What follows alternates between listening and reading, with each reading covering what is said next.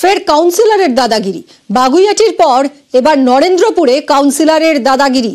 Narendrapur station রোডে দোকানে গাজোয়ারি নেতার। কাঠগড়ায় রাজপুর সোনারপুর পুরসভার 7 নম্বর ওয়ার্ডের কাউন্সিলর। দোকান জবরদখলের ছকেই সদল বলে হামলা বলে অভিযোগ। দোকানে ঢুকে বাবাকে না পেয়ে ছেলেকে বেধড়ক মার। অর্পণ আমাদের প্রতিনিধির সঙ্গে কথা বলবো। অর্পণ, কি অভিযোগ রয়েছে? এই কাউন্সিলরের বিরুদ্ধে লিখিত অভিযোগ দায়ের হয়েছে, পুলিশের কি ভূমিকা? দেখো, পুলিশের তরফ থেকে ইতিমধ্যেই তার দোকানে যাওয়া হয়েছিল। পৌরসভার কাউন্সিলর রঞ্জিত মন্ডলের বিরুদ্ধে এই অভিযোগ। তার বিরুদ্ধে অভিযোগ যে শুধু দোকান বন্ধ নয়, তার নাবালক ছেলেকে বেধড়ক মারধর করা হয়েছে এবং তার দোকানে তালা লাগিয়ে দেওয়া হয়েছে। এর পাশাপাশি দোকানে থাকা 1 লক্ষ টাকা লুট করার অভিযোগ করা হয়েছে ব্যবসায়ীর তরফ থেকে। সুব্রত সরকার ব্যবসায়ী, তিনি অভিযোগ করছেন যে বেশ কয়েক বছর ধরেই তাদের ওই সম্পত্তির উপরে নজর রয়েছে কাউন্সিলরের, আর যার কারণে পরিকল্পিতভাবেই এই হামলা চালানো হয়েছে। যদিও সমস্ত অভিযোগ অস্বীকার করেছে কাউন্সিলর রঞ্জিত মন্ডল এবং তার যেটা অভিযোগ যে এলাকার প্রচুর মানুষ ছিল, তাদের কাছে জিজ্ঞাসা করুন। মানে তিনি এক কথায় বলতে গেলে তিনি অস্বীকার করেন এই ঘটনার কথা এবং তিনি মারধরের কথাও অস্বীকার করেন।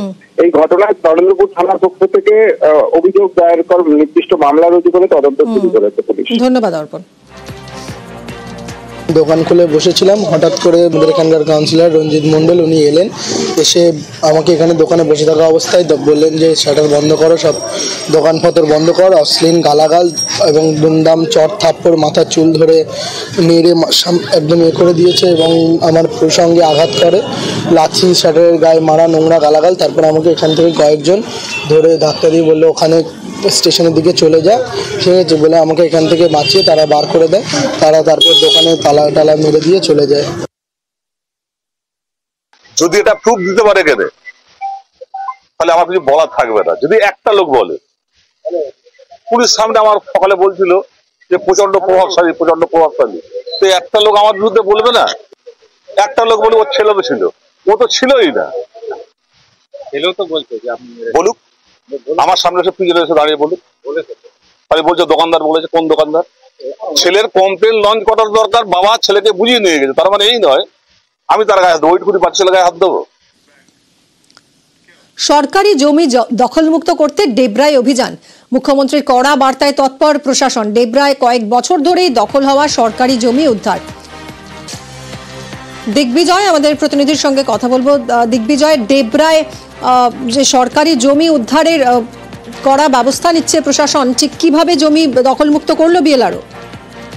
এখন আমি জানিয়ে রাখি, পশ্চিম মেদিনীপুর জেলার ডেবরা যে তুরিয়া এলাকা রয়েছে, সেই এলাকায় রাজ্য সরকারের প্রায় 1 একর 14 ডেসিমেল জায়গা, যেটা বহুদিন ধরে কতিপয় বেশ কিছু মানুষ তারা দখল করে আসছিল এবং সেই জায়গা কিন্তু প্রশাসনিক তৎপরতায় ডেবরা বিএলআরও এবং ডেবরা থানার পুলিশ প্রশাসনের যৌথ অভিযানে সেই জমি কিন্তু উদ্ধার করা হলো।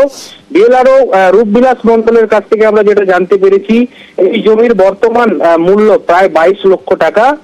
গতকাল বিকেলে তারা পুলিশ নিয়ে গিয়ে সেই জমিতে তাদের রাজ্য সরকারের বোর্ড লাগায় এবং বিএলআরও এ বিষয়ে জানিয়েছেন যে রাজ্য সরকার বিভিন্ন প্রকল্প করার জন্য যেখানে কোনো জায়গা পাচ্ছে না, সেখানে কিছু মানুষ সরকারি জায়গা জোর করে জবরদখল করে রেখেছিল।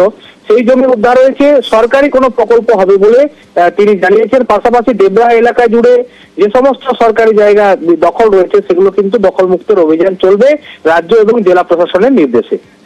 ধন্যবাদ।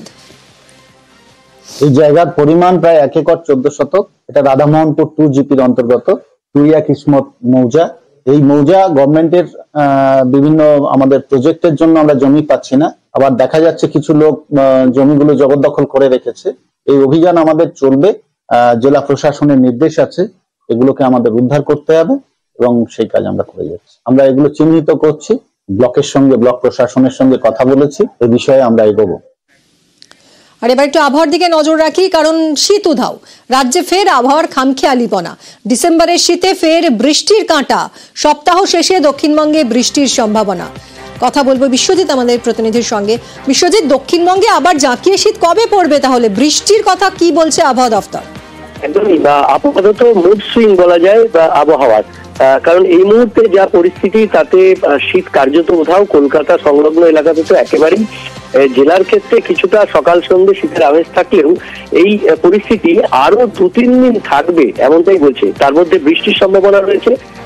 আজ এবং আগামী কাল মিলিয়ে প্রায় 8 থেকে 10 জেলা দক্ষিণবঙ্গের সেখানে বৃষ্টিপাত হবে, তবে খুব হালকা থেকে মাঝারি 2-1 পশলা কোথাও বিক্ষিপ্তভাবে হতে পারে। তবে এই বৃষ্টি উত্তরবঙ্গ হবে, উত্তরবঙ্গে দার্জিলিং কালিম্পংয়ে বৃষ্টির সম্ভাবনা। তবে দক্ষিণবঙ্গে জাঁকিয়ে শীতের সম্ভাবনা আপাতত নেই, কারণ 2-3 দিন পরেও যে শীতটা আসবে তার মাঝেই আবার পশ্চিমী ঝঞ্ঝা এসে হাজির হবে। 27 ডিসেম্বর পশ্চিমী ঝঞ্ঝা আসছে, তার ফলে হয়তো তাপমাত্রা কিছুটা নামবে, বড়দিনে একটা শীতের আমেজ ফিরবে, কিন্তু জাঁকিয়ে শীত বড়দিনে সম্ভবত পাওয়া যাবে না, এমনটাই অনুমান আবহাওয়া বিজ্ঞানীদের। একদমই দক্ষিণবঙ্গে অর্থাৎ এই ইয়ার এন্ডে কিন্তু বেশ ঠান্ডা অনুভূত হতে পারে। অন্যদিকে উত্তরবঙ্গের জন্যও সুখবর, সপ্তাহ শেষে দার্জিলিংয়ে তুষারপাত, সিকিমেও তুষারপাতের সতর্কতা।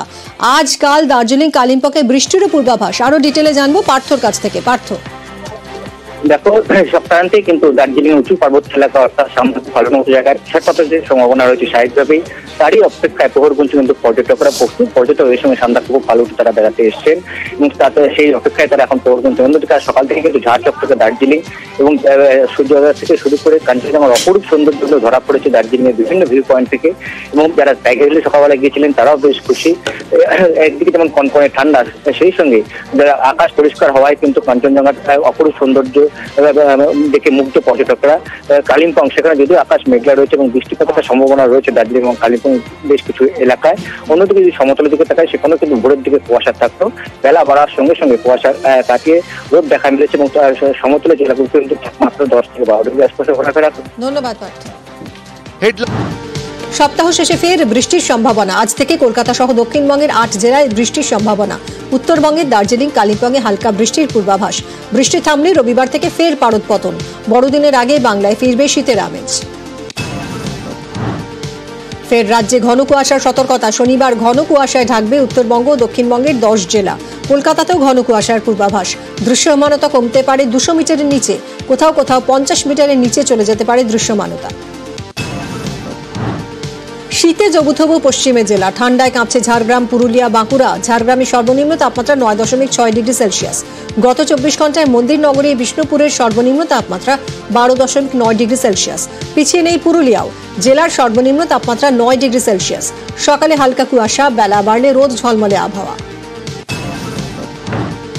কনকনে ঠান্ডায় কাঁপছে পাহাড়। কাঞ্চনজঙ্ঘার সৌন্দর্যে ঘুম ভাঙল শৈলশহর দার্জিলিংয়ের। ভিউ পয়েন্টে পর্যটকদের ভিড়। দার্জিলিংয়ের সর্বনিম্ন তাপমাত্রা 7 ডিগ্রি সেলসিয়াস। কনকনে ঠান্ডায় কাঁপছে কালিম্পং। সর্বনিম্ন তাপমাত্রা 9 ডিগ্রি। ডুয়ার্সে সর্বনিম্ন তাপমাত্রা 11 ডিগ্রি। পর্যটকদের জন্য সুখবর, সপ্তাহ শেষে ফের দার্জিলিং কালিম্পংয়ে তুষারপাতের পূর্বাভাস। উঁচু পার্বত্য এলাকায় হালকা তুষারপাতের সম্ভাবনা। সিকিমে তুষারপাতের সতর্কতা। তুষারপাতের প্রভাব পড়তে পারে সংলগ্ন উত্তরবঙ্গের পার্বত্য এলাকায়। পুলিশ হেফাজতে বন্দির রহস্য মৃত্যু। বিধাননগর পূর্ব থানার লকআপে বন্দিকে পিটিয়ে মারার অভিযোগ। কাস্ট সার্টিফিকেট জাল প্রতারণা মামলায় গ্রেফতার হন হরিপাড়ার বাসিন্দা। গতকাল দুপুরে হঠাৎই অসুস্থ হয়ে পড়েন 56 বছরের রথীশ দেবনাথ। বিধাননগর মহকুমা হাসপাতালে ভর্তি করার কিছু সময় পরেই মৃত্যু হয় ওই বন্দির। যদিও এ বিষয়ে পুলিশের কোনো প্রতিক্রিয়া পাওয়া যায়নি। ময়না তদন্তের পর স্পষ্ট হবে মৃত্যুর সঠিক কারণ। শহরে অস্ত্রসহ গ্রেফতার 2। বেনিয়াপুকুর থানা এলাকার এক গেস্ট হাউসে অভিযান কলকাতা পুলিশের STF এর। উদ্ধার 9mm 2টো পিস্তল এবং 18 রাউন্ড কার্তুজ। পুলিশের জালে বিহারের 2 ব্যক্তি রহিশ কুমার এবং মিরাজ মালিক। অভিষেক বন্দ্যোপাধ্যায়ের নাম করে টাকা তোলার অভিযোগ। ব্যবসায়ীর মাকে আটকে রেখে 3 লক্ষ টাকা তোলার অভিযোগ। দীর্ঘদিন ধরে নিজেকে তৃণমূল নেতাদের ঘনিষ্ঠ পরিচয়ে টাকা তোলার অভিযোগ। পোস্তা থানায় তরুণ তিওয়ারি নামে এক ব্যক্তির বিরুদ্ধে লিখিত অভিযোগ দায়ের ব্যবসায়ী। মহিলা কর্মী সংগঠনে জোর তৃণমূলের। 26 ডিসেম্বর থেকে 25 জানুয়ারি নয়া কর্মসূচি তৃণমূলের। নাম দীক্ষা কর্মসূচি। অপরাজিতা বিল কার্যকরের দাবিতে 4 জানুয়ারি রাজ্য জুড়ে মিছিল তৃণমূলের। 27 জানুয়ারি থেকে 27 ফেব্রুয়ারি আলাপচারিতা কর্মসূচি। সুপ্রিম কোর্টে 26,000 রাজ্য। এসএসসিতে অতিরিক্ত শূন্য পদ নিয়ে প্রশ্ন কোর্টের। ওএমআর শিটের মিরর ইমেজ সংরক্ষণ নিয়েও প্রশ্ন। কেন রাখা হয়নি ওএমআর শিকার এসএসসির। সরকারি আইনজীবীরা যখন বলেছেন যে সেগ্রিগেশন সম্ভব, কারা বৈধ কারা অবৈধ সেটা সম্ভব, করাটা। অবশ্যই ওনাদের কাছে তথ্য রয়েছেন বলেই ওনারা বলেছেন, এবং আমরা চাইবো দ্রুততার সঙ্গে যেন ওনারা এই লিস্ট জমা করুক সুপ্রিম কোর্টে, এবং বিচার ব্যবস্থাকে সাহায্য করতে হবে ওনাদের, যাতে সঠিক বিচার প্রদান করতে পারেন প্রধান বিচারপতি। এবং বিচার ব্যবস্থার কাছেও আমাদের আবেদন যেন দ্রুততার সঙ্গে এবং সঠিক বিচার ওনারা করেন, এবং আমরা যাতে যারা ডিপ্রাইভ হয়েছি, যারা যোগ্য চাকরিজীবী রয়েছে, সবাই যেন আমরা সুবিচারটা পাই।